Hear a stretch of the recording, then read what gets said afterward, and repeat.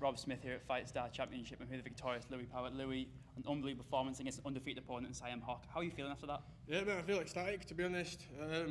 Like I was saying earlier, I feel like a lot of people just counted me out for this one. He obviously overlooked me. I think he thought he was going to come back after a layoff and get an easy win. The promotion's been pushing him a lot. I didn't really get anything pushing me. It's no offence to Fightstar, but that's how it was. They was obviously trying to build a star there, and I come in and like basically wreck the party. Like I said, people look at my record and they'll see 4 and 6 and think, you know, that doesn't tell the full story. I've been in there with some of the best guys in the country, and some nights I might have not been the most technical or my cardio might let me down. But every time I've lost, I've learned a lesson and I've learned a lot. Was that a big motivator coming into it? You think you were being disrespecting the build-up? 100%, and you know, you start to make you doubt. You look at your record, you see your friends doing well, and you start to think, you know, am I there? Can I do this?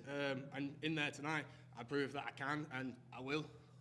And one thing you mentioned now, speaking to your coaches about it, people might look at your record and they say they might underestimate you, but if you do the actual research into who you've fought and how the performances have gone, I want to touch on your last fight against Taylor Rose. Yeah. You won about 14 minutes of that fight, just got caught right at the end, but the overall outcome doesn't tell the story of how good of a fighter you are. Exactly. You're a very high-level fighter, mate, and you showed that tonight. Just is that performance solidify in your mind just how good you are? Yeah, exactly, 100%, mate. And I think, like, going back to that Taylor fight, they asked me earlier would I like to rematch him and blah blah blah, and I said probably not. And I said, you know, I did nearly win that fight, but I'm so grateful to the guy for jumping in my back and getting the win, because if he didn't, I wouldn't have thought, you know what, cardio's a problem here. And I spent the last 12 weeks just focusing on cardio, and tonight I went the full 3 rounds, fought hard, wrestled, striked, didn't get tired, didn't lay and pray, didn't do any of that. You know what I mean?